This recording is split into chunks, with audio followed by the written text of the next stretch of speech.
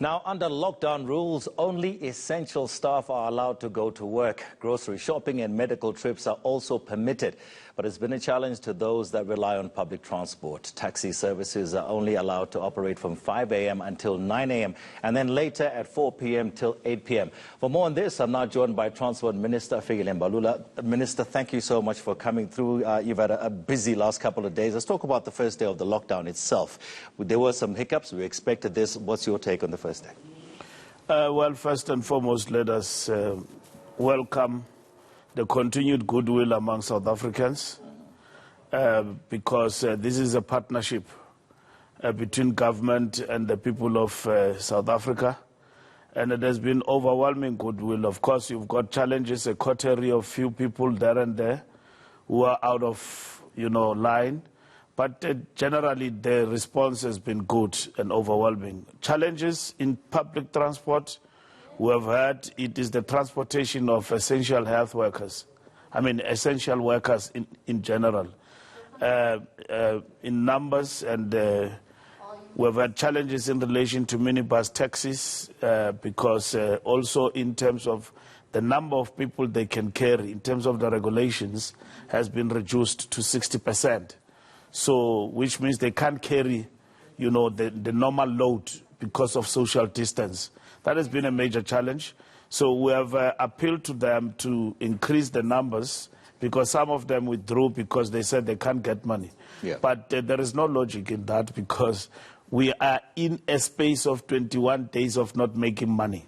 So we are doing everything at a loss, at a great sacrifice, and that's why there are measures that have been introduced to ensure that the taxi industry in particular, among many others, also does benefit out of the economic package that is there, that include the postponement of payment of installments and so on at a later stage. Okay. What are you doing when it comes to enforcing some of these regulations? Because we've got footage. One of our reporters was out there yesterday at some point, and firstly there were taxis operating outside of the regulated times themselves, and also some taxis pushing more people in than they should have been, that number of 7. We shouldn't get to a stage where in which the law enforcement has got to arrest people, among others, and also impound the vehicles. That's what we can do in terms of law enforcement. But the law must be enforced. We have issued the order. It is clear in terms of traffic officers. The law must be enforced all round. There's no, two ways about it. Where the law has been broken, it must be enforced. But we shouldn't get there. They should be conscious enough to understand that they are risking lives of people when they do all those things. Loading the taxi to 15 people who are breathing at each other's neck, coughing and puffing and all of that inside the taxi, you are spreading the disease. You must understand that when it comes to transport, not only public transport, the spread of disease, transport, because it's the heartbeat of the nation, we are the key denominator in spreading the disease. We take it from Sandton and plant it in Diepsloot and vice versa. And then we brought it from outside by air right into the country, also by sea. So that is why shut down and lockdown for this period to contain the disease. When you talk about the fact that transportation is key in many factors, cross-border freight as well, that movement is essential. Now, how do you make sure that that truck that goes through to whether Beit region is going to the DRC, going to Zambia, how do you protect those drivers and also make sure they don't come back ill? We have begun on the first day of the lockdown. We are going to intensify to curtail that movement of unnecessary movement. The only trucks that will pass our roadblocks in the N1 and all other areas that lead into the ports of entry like Beit Bridge will be those that are carrying essential goods. But just trucks and people who are on the road going to Zimbabwe or Mozambique, we're curtailing that movement and then sending them back because we don't need that. We have had Beit Bridge chock-a-block because there were trucks going to Zimbabwe after 21 days coming back. They think this is a holiday. It's not a holiday. It is a measures of containment. So only trucks that can pass into Botswana, Swaziland, Zimbabwe, to Zambia, everywhere around us, Lesotho, are trucks that are carrying food and medicine. So, and you are checking that, you are inspecting that. We are inspecting that, and yesterday we had the biggest roadblock on the N1, and we'll have many of such, and ensuring that we put our foot down.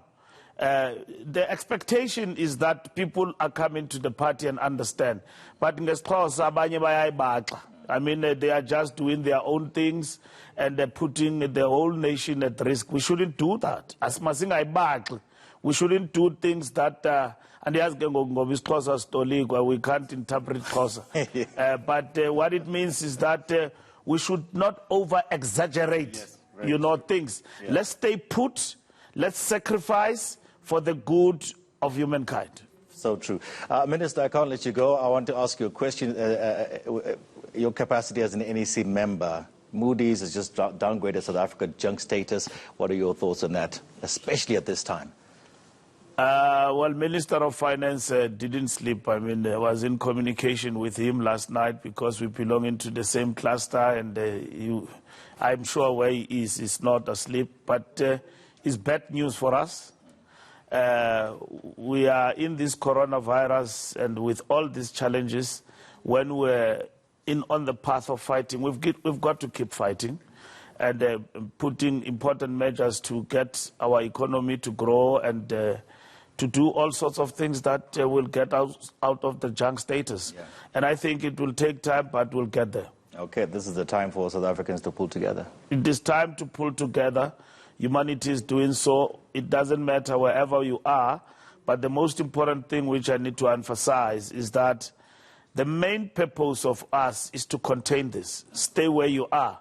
We know that people are in queues. They want to go and grocer because it is month end. The emphasis is simple. Grocer in your vicinity, in your spaza shop. Get the essentials there for this time being. You'll get a bigger grocery later on. But we've got the responsibility to transport the pensioners and those who get social grants. That is going to happen smooth, and the public transport on those times will be allowed to transport them. But the main aim, let's understand it, South Africa, is about ensuring that we reduce unnecessary movement. If we were used to go to Soweto, from Soweto to Alex, cut that. Very true. Thank you so much, Minister, Transport Minister Fikile Mbalula, just unpacking a few things there in terms of the implications for transport during the coronavirus COVID-19 lockdown. Thank you so much, sir.